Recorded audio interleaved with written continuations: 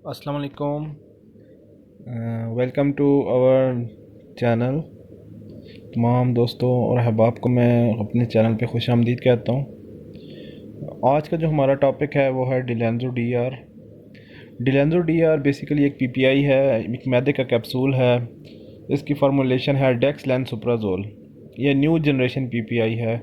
जितने भी तमाम पुराने पीपीआईज़ हैं उनके बाद ये न्यू जनरेशन पीपीआई अभी लॉन्च हुआ है और इसमें एक प्रोडक्ट है डिलेंजो डी आर।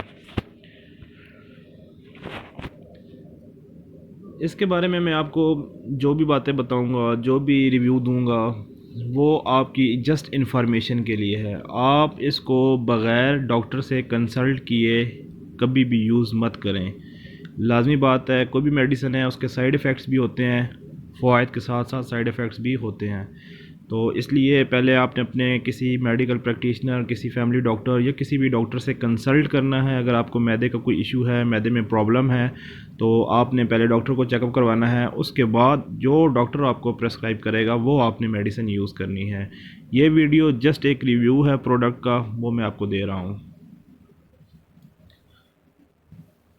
इसकी कुछ इंडिकेशंस मैं आपसे डिस्कस करना चाहता हूँ। वैसे तो इसकी जो मेन इंडिकेशंस हैं वो हैं दो, लेकिन आम तौर पर जो लोग इंडिकेशन समझते हैं वो कहते हैं जी अगर मुझे मैदे में जलन हो रही है, सीने में जलन हो रही है, खुराक की नाली में जलन हो रही है, तो इसके लिए मुझे पीपीआई यूज़ करनी चाहिए या मैदे की कोई भी दवाई यूज़ करनी चाहिए। लेकिन इसको मेडिकल टर्मिनोलॉजी में जो नाम दिया जाता है वो मैं आपको बताता चलूँ, गर्ड गैस्ट्रो एसोफेजियल रिफ्लक्स डिजीज़। आगे मैं आपको डिटेल डिस्कस करूँगा इसके बारे में। फिर गैस्ट्रिक अल्सर है, इरोसिव एसोफेजाइटिस है, एनसिड अल्सर्स हैं और हार्ट बर्न है। ये जो एनसेड अल्सर होते हैं, जब आप कोई पेन किलर यूज़ करते हैं, कोई भी मेडिसिन जो आप सर दर्द के लिए, घुटनों के दर्द के लिए, कमर के दर्द के लिए कोई भी आप मेडिसिन यूज़ करते हैं, उसके साइड इफ़ेक्ट्स होते हैं स्टमक के ऊपर। वो जाके स्टमक की लेयर्स को तबाह करती हैं। ज़्यादा यूज़ करेंगे तो वो अल्सर काज करती हैं। अल्सर बेसिकली ज़ख़म है जो कि आपके मैदे के अंदर काज होता है, तो उसको एनसिड अल्सर कहा जाता है, जो कि पेन किलर्स यूज़ करने की वजह से मैदे में ज़ख़म हो जाते हैं, सोजन हो जाती है, सोजिश हो जाती है, उसे एनसिड अल्सर कहा जाता है। हार्ट बर्न एक सिंपल सी बात है, सीने में जलन हो रही है, वो लाजमी बात है। जब तेज़ाबियत ज़्यादा होगी मैदे में तो वो ऊपर रिफ्लक्स करेगा। जब आपकी खुराक या जो भी जूसेस वगैरह हम स्टमक के अंदर हैं तो वो हार्ट बर्न क्रिएट करेगा। Gastro oesophageal reflux disease main indication है गर्ड। आम लोगों को इस बारे में नहीं पता होता कि गर्ड क्या चीज़ है, इसलिए मैंने इसमें दो पिक्चर्स डाली हैं। एक हेल्दी आपका स्टमक है और दूसरा जो है वो गर्ड मतलब गैस्ट्रो एसोफेजियल रिफ्लक्स डिजीज़ जब हो जाती है तो उसके हवाले से मैंने एक picture. Gastro oesophageal reflux disease आखिर होता क्या है? Is a digestive disorder that occurs when a acidic stomach juices or food and fluids back up from the stomach into the esophagus। जब आपके मैदे के अंदर तेज़ाबियत ज़्यादा हो जाती है तो आपके मैदे का जो मैदे और इसोफिगस, स्टमक और इसोफिगस के दरमियान एक स्पिंक्टर होता है जिसे हम कार्डिक स्पिंक्टर कहते हैं। आप इसको आम अल्फाज में एक ढक्कन समझ लें। जो मैदे के ऊपर ढक्कन नुमा एक स्पिंक्टर होता है जो आपके मैदे को ऊपर से बंद रखता है। खुराक जब नाली से गुजर के मैदे में जाती है तो वो ढक्कन बंद हो जाता है, लेकिन जब मैदे में तेज़ाबियत ज़्यादा हो जाती है तो वो जो ढक्कन है वो लूज़ हो जाता है, जिसकी वजह से जो आपके मैदे के अंदर तेज़ाबियत, खुराक, एसिडिक कुछ भी है वो आपके मैदे से होता हुआ इसोफिगस में आता है जो कि खुराक की नाली है। तो जब वो उसके अंदर आता है तो आपको सीने की जलन वगैरह महसूस होती है। तब आपको फ़ील होता है कि मेरा मैदा ख़राब है या खट्टी डिकारें आ रही हैं, तो इस वजह से कार्डिक स्फिंक्टर जो है लूज़ हो जाता है।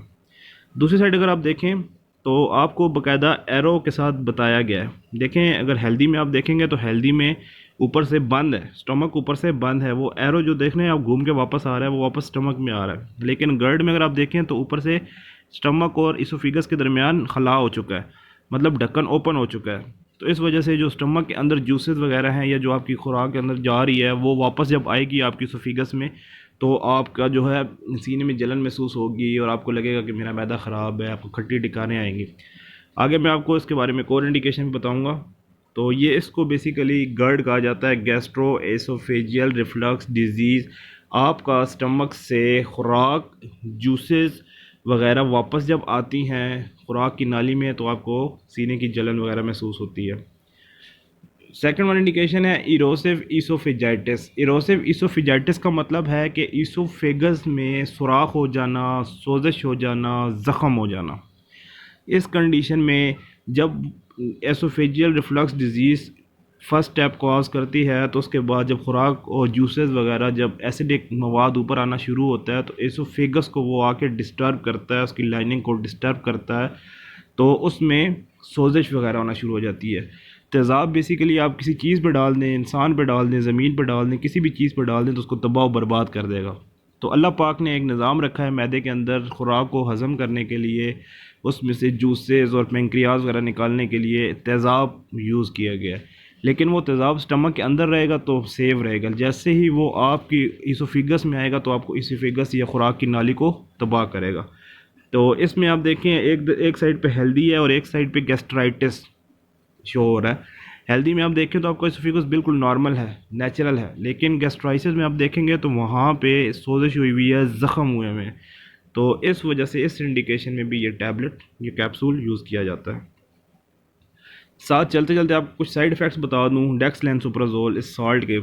तो हेडेक है, आपको सर में दर्द हो सकता है, आपको नींद आ सकती है, फटीग, सुस्ती वगैरह, डायरिया, नोज़िया, वॉमिटिंग, ये कुछ साइड इफ़ेक्ट्स हैं, लेकिन ये बॉडी टू बॉडी वेरी करते हैं। हर इंसान में ये साइड इफ़ेक्ट्स नहीं होते। कुछ इंसानों में ये साइड इफ़ेक्ट्स शो होते हैं लेकिन कुछ में नहीं होते हैं। ये बॉडी टू बॉडी वेरी करती हैं। डोजेज अगर बताऊँ आपको तो दो किस्म की डोजेज है, एक एडल्ट डोजेज है और एक चाइल्ड डोजेज है। एडल्ट डोजेज 18 साल से ऊपर जो बालिगान हैं उनकी जो डोजेज है, और चाइल्ड डोजेज होती है वो है 12 साल से लेके 17 साल तक की उम्र में। 12 साल से नीचे रिकमेंडेड डोज कोई भी नहीं है, तो इस वजह से 12 साल से नीचे अवॉइड करना है आपने।